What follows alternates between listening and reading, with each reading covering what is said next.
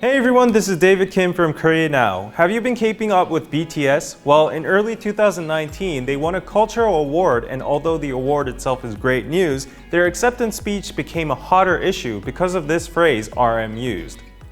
문화라는 것은 실로 그 어떤 물리적인 힘보다 모든 경계를 무너뜨리는 가장 강력한 무형의 힘이라고 생각을 합니다. BTS received much praise for their impressive speech, not just because it touches in depth upon an important aspect of culture, but because he was quoting from one of the most respected Korean figures in history, Kim Gu. Kim Gu was a Korean independence activist and politician considered one of the most recognized during the Japanese colonial era. In fact, instead of calling him just by his name, people are more familiar with the name Baekbum Kim-gu teacher, the leader of the Korean people.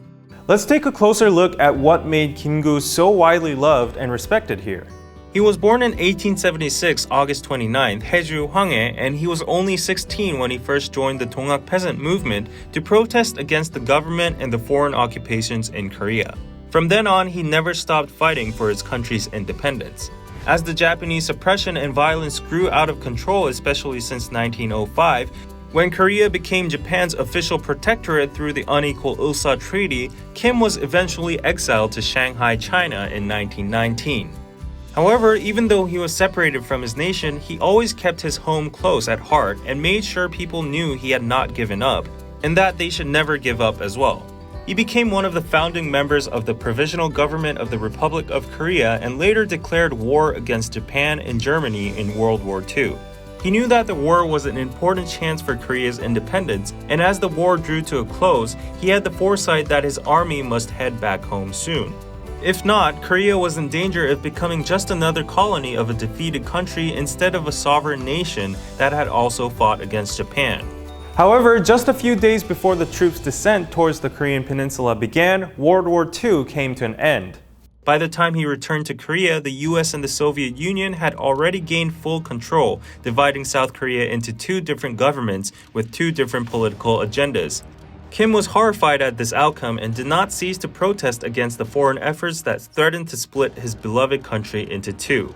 Even then, Kim-gu was a highly respected activist of South Korea, but he never used his fame for his own self-interest.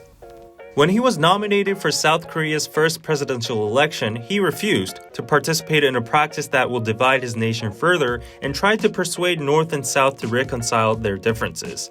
The only thing on his mind was the true independence of Korea as a united nation, undivided. His selfless labors for Korea ended abruptly on June 26, 1949, when he was assassinated presumably due to political differences. Even after his death, the people of Korea have never forgotten his endeavors. After his death, Kim received prestigious awards such as the Democratic People's Republic of Korea's National Reunification Prize and Republic of Korea Medal of Order of Merit for National Foundation. Even in present day, South Koreans hold public memorial services on June 26th to pay their respects. This year, however, due to COVID-19, it only allowed relatives and the organizers to participate. Other efforts to commemorate Kim persist despite the depressing conditions. For example, Song Hye-kyo and Seo Kyung-duk, a college professor, donated a bronze sculpture of Kim-gu to the Kim-gu shelter in Jiaxing, China this April. Kim, as an activist, has also left historically relevant and inspiring memoirs of his own that is remembered and quoted to this day. His autobiography, Baekbum Ilji, is an important source of historical accounts of the Korean independence movement and has been designated as a cultural treasure by the Korean government. Recently, Kim-gu's handwritten tribute to the death of the renowned female activist Yoo Gun-soon has been restored and is currently on public display. To the public, his journal is still a steady seller, republished in more than 10 versions in Korea and abroad. In fact, Baekbum is his pen name that he created in jail, meaning ordinary person, reflecting his hopes that every Korean person would fight for independence just as he had. Kim-gu has timelessly inspired and influenced the hearts of Korea, emphasizing through his words the importance of freedom for world peace. This might be a good place to leave off with a beautiful quote from Kim-gu on culture that still rings true to us all.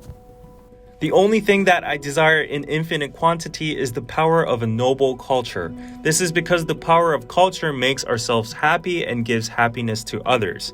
What mankind lacks now is neither force nor economic power. The fundamental reason why mankind is currently unhappy is because of the lack of virtue, lack of mercy, and lack of love. It is only culture that cultivates this spirit of humanity.